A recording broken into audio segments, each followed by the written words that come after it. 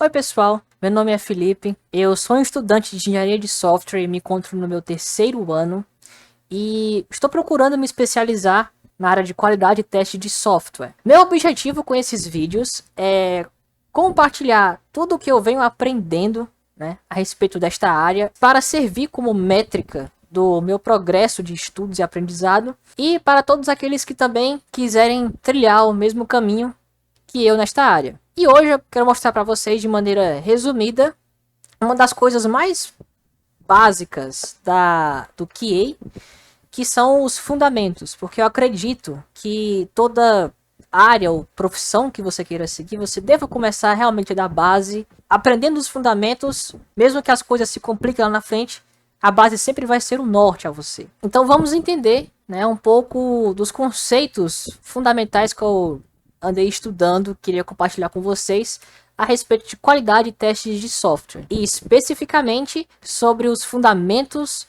do QA. QA, que vem do inglês, né, significa Quality Assurance.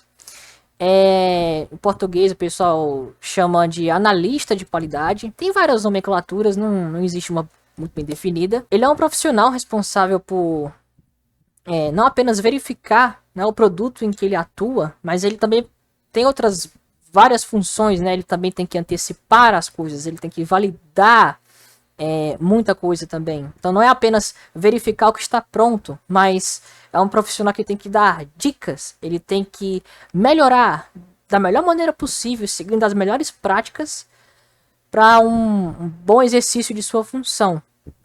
Na primeira parte, eu separei aqui alguns conceitos básicos que esse profissional tem que ter assim tatuado em sua alma. E são apenas 3 pontos, que é a curiosidade, a criticidade e a empatia. A curiosidade é justamente aquela pessoa que ela é curiosa, que ela gosta de explorar as coisas, de fazer muitas perguntas. Então, um profissional de QA ele tem que fazer isso por natureza. A criticidade é uma habilidade muito importante, porque ele tem que dar a sua opinião a respeito dos produtos, do estado de como eles estão, de melhorias em várias etapas do processo de desenvolvimento, não apenas na parte de testes, porque existem modelos que a parte de testes acontece muito isolada do desenvolvimento, tipo um cascata. Então é um profissional que ele tem que sempre entregar valor, dar a sua opinião, ou neste caso, né, a gente costuma chamar de feedback, e também tem que saber receber muito feedback. E a criticidade, então, ela tem que ser sempre exercitada de maneira contínua, né, na vida desse profissional.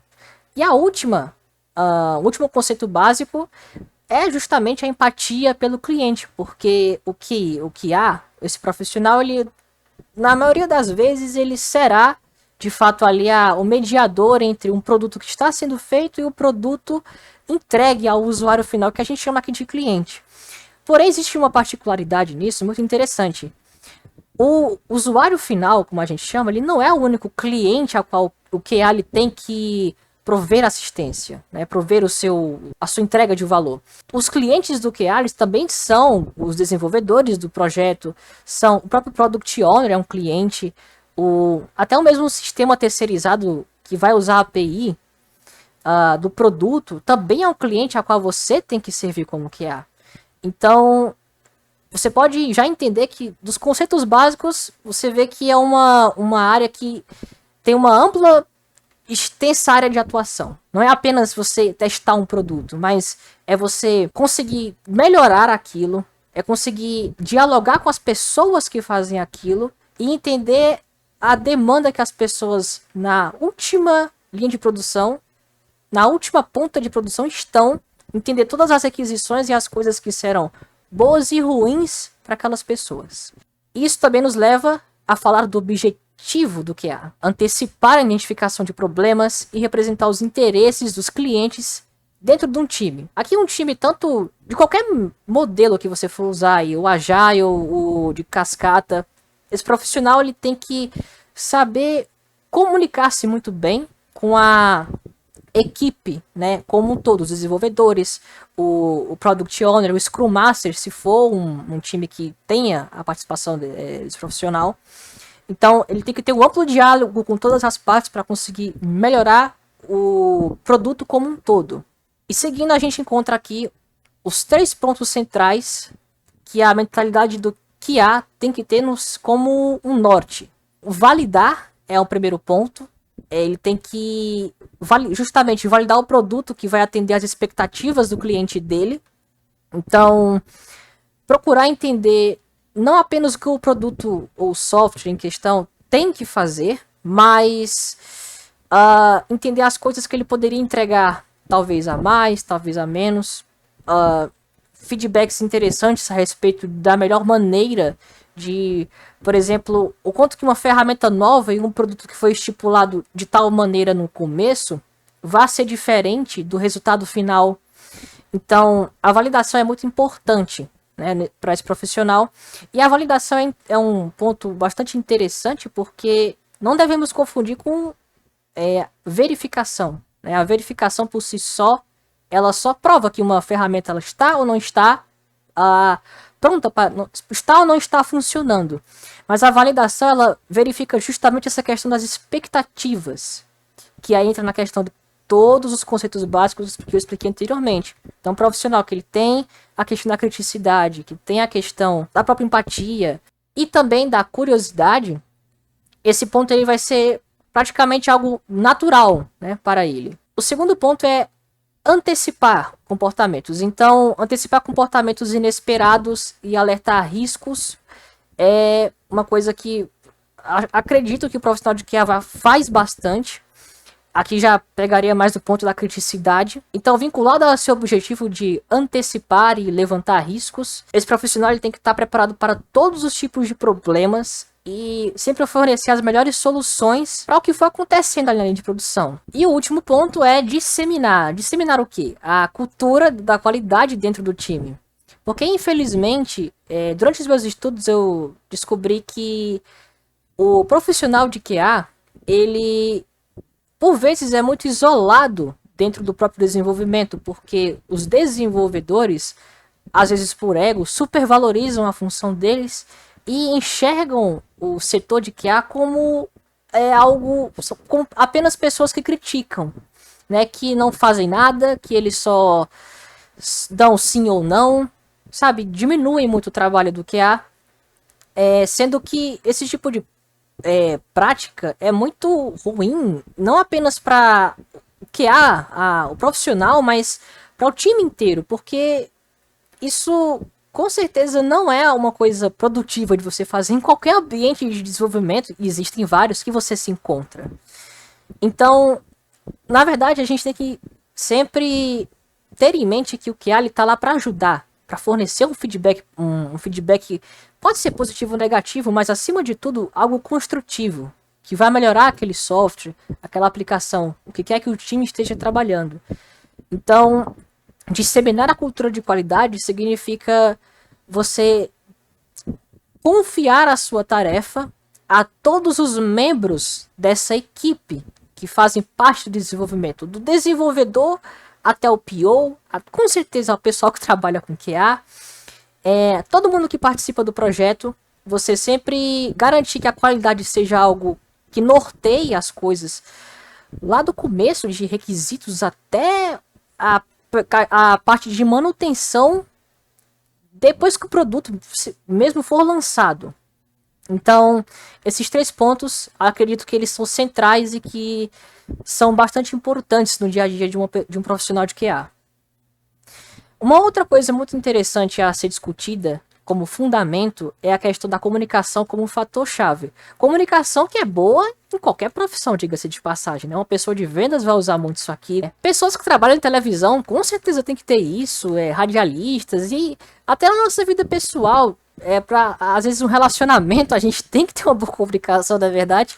No contexto do QA, a comunicação serve para que esse profissional consiga perguntar e, deste modo, revelar os pontos do produto que precisa ser criado. Então, até umas dicas que eu peguei durante meus estudos, né, na parte dessa comunicação como um fator-chave, é necessário que você tenha precisão e consistência nas críticas que você vai levantar aquele produto de maneira objetiva, que não induza as demais partes do seu projeto a erro ou outras interpretações. Infelizmente é uma coisa bastante comum que acontece, mas que às vezes uma comunicação muito objetiva e simples mitiga esses problemas. O segundo ponto é que ele jamais deve ter receio de compartilhar suas dúvidas e sugestões àquele produto. Então, não pode ser uma pessoa tímida ou contida. Não, ela tem que, em todas as partes do projeto, enfatizar a sua opinião, embasá-la,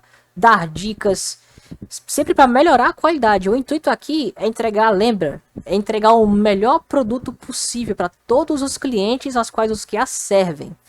Então, a parte da criticidade, que era até um conceito básico que eu trouxe lá mais, que eu trouxe atrás, note que ele é intrínseco à comunicação como um fator-chave. E também, ele também tem que ser um profissional maduro na questão do feedback, né? Então ele tem que saber dar e receber feedback, evitar brigas ou coisas referentes a ego. Um bom profissional ele nunca vai fazer, ter essas condutas de má fé, né? Sempre temos que presumir a boa fé. Então, o feedback que ele entrega e que ele recebe, ele tem que ser respeitado, né, por ambas as partes. Então, são dicas muito interessantes que você pode sempre atrelar com comunicação. E uma outra questão é a colaboração sob a perspectiva de qualidade desde o início. Então, é necessário, né, que esse profissional ele participe desde a concepção daquele produto até a sua entrega. Também influenciando as decisões de controle de qualidade com toda certeza. E existem formas para você conseguir, né, eventualmente fazer isto. Então, a ideação, aonde você revisa, né, a viabilidade dos produtos, é uma das formas de você sempre colocar a sua perspectiva de qualidade naquele objeto de produção do seu time. Na parte de levantamento de requisitos, aonde você pode identificar riscos, revisar boas práticas, também eventuais inconsistências que já estejam bastante evidentes ali no começo do projeto. Aqui você já teria que lembrar do conceito de comunicação, já te ajudaria bastante aqui. Então, interessante ver que uma qualidade, né, que você venha a ter como um profissional do QA leva a outra. Então, uma boa comunicação vai te levar a uma melhor colaboração e assim sucessivamente. E por último, a codificação, onde você pode revisar boas práticas nesta parte da codificação e também colaborar na própria escrita dos testes, né, fazendo ali uso de scripts e as ferramentas que a gente trabalha normalmente nessa área. Existe um profissional chamado Cleaner, por exemplo, que a função dele no projeto é justamente melhorar a parte da codificação no sentido de enxugar linhas de comando ou uma coisa que ficou muito extensa ali no código-fonte do programa. Então esse profissional ele melhora. Então a codificação é também uma parte muito importante. Tudo bem que pode levar uma pessoa que está estudando a ter medo e achar que o profissional do QA ele tem que saber programação. Um profissional de QA que sabe programação, sim, ele pode contribuir de melhor maneira na codificação, quando ele for fazer ali o seu trabalho, por exemplo, no modelo par a par com o desenvolvedor. Só que mais importante do que ele saber codificar, seria mais uma questão dele saber entender a melhor maneira dele otimizar aquele processo. Às vezes não apenas o código, mas otimizar funções, ou cortar muitas coisas que às vezes a gente vai encontrando ao longo do produto, e na verdade não faria muito sentido para o usuário final, porque seria muito complicado para ele. É importante que esse profissional ele também tenha sempre uma amplitude do pensamento da área que ele está atuando. Um outro ponto também é levantar os riscos sob a ótica do usuário final, aquilo que eu já havia falado anteriormente, é quando o QA ele vai olhar para o software e ele vai listar tudo o que pode dar errado, você ser capaz de olhar o software e listar, né, eventuais erros, coisas que podem dar errado desde a concepção da ideia, e após isso pensar em maneiras onde você pode mitigar esses erros, seja repensando uma funcionalidade, seja retirando efetivamente do produto porque aquilo talvez não fizesse tanto impacto ao usuário final. Então sempre tendo como norte essa questão de criticar o produto levantando o que pode dar errado, mas também fornecendo feedback que o melhore. Isso é efetivamente você praticar as boas práticas do Quality Assurance. E um outro ponto é colaborar com o time inteiro. E aqui parece até redundante, mas é muito bom frisar essa parte. A colaboração ela acontece de maneiras distintas.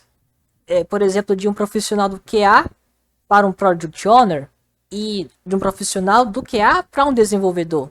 Você pode contribuir de maneiras diferentes para estas pessoas, por assim dizer. Então, colaboração efetiva entre os integrantes do time, as boas práticas, tudo isso fluindo de maneira natural, garante uma melhor qualidade do produto, né, no seu resultado final. Um outro ponto interessante é a noção de que é possível testar em diversas camadas. Mas aqui eu coloquei uma cebola, né, em homenagem ao Shrek, que é um filme que eu gosto bastante, que é justamente esse legume com várias camadas e aplicando aqui ao QA. É interessante que esse profissional ele entenda que não é apenas uma questão de você testar as coisas, vamos supor, no front-end, que é ali a camada de interface do software, mas ele também precisa testar, às vezes, a camada de back-end também. Então, a camada de interface, a camada de banco de dados, a de aplicação, a de componentes, integração de componentes. São diversas camadas que você pode efetuar testes e você tem sempre que ficar atento de que o trabalho feito em uma não está comprometendo outra. Então, o teste ele tem que ser abrangente, né? Tem que prover uma boa cobertura do produto. E falando sobre testes, também temos que entender como identificar o que a gente vai testar, como QA. E para fazer isso, existem duas abordagens. A primeira delas é a abordagem empírica. Na abordagem empírica, o QA ele traz, vamos dizer assim, uma experiência de casa para o produto. Então, ele talvez já tenha trabalhado com o objeto ali da organização em algum trabalho posterior, mas ele entra já sabendo aplicar alguns testes. Por exemplo, se vocês estão trabalhando com um banco ou com um cartório, que seja, ele já, por experiência profissional, vai saber o que aplicar naquele produto de maneira praticamente natural. O exemplo desse tipo de abordagem é o teste exploratório. É aquele teste que você faz conhecendo as funcionalidades, sem necessariamente seguir um script, um roteiro. Você só vai explorando as funcionalidades, as ferramentas, de maneira livre. Mas essa é a melhor maneira? Calma lá. A outra abordagem é a sistemática. Ela baseia-se no QA, que vai aplicar técnicas de testes em cima de um software, seguindo às vezes o manual, de tal forma que ele consegue abranger da melhor forma possível aquela aplicação. Então, técnicas de teste como tabela de decisão e partição de equivalência, que envolve ali a regra de negócios, são todos exemplos, né, de sistemática. Nesse caso, qual seria a melhor abordagem? Nenhuma nem outra. O melhor dos dois mundos é ambas. Se você tiver o empírico e o sistemático, ou o sistemático, que é muito bom, o melhor cenário, porque você sempre vai garantir por meio de um manual, você sempre vai conseguir abranger aquela aplicação com todos os testes necessários, aumenta o seu leque de opções, diversifica a sua maneira de pensar e repensar eventuais soluções. É uma ferramenta muito poderosa, né, para a profissão de QA. E concluindo, gostaria de, neste final, ressaltar que essa área é muito maravilhosa, estou gostando muito de estudá-la. Acredito que conforme o mundo ele for se desenvolvendo e mais software for sendo criado, mais bugs eventualmente irão surgir. Então, essa área ela é praticamente perene. Ela sempre vai exigir profissionais de QA para garantir o bom funcionamento de softwares que impactam sim no nosso dia a dia, impactam no nosso celular, na televisão, em qualquer aparelho, em qualquer lugar do mundo que a gente for, sempre seremos impactados pelo software, então, por consequência, pelo QA. Um bom trabalho de um QA, na minha opinião, é um mundo mais seguro. Portanto, é uma área muito maravilhosa. Gostei bastante aqui de elucidar esses fundamentos muito importantes.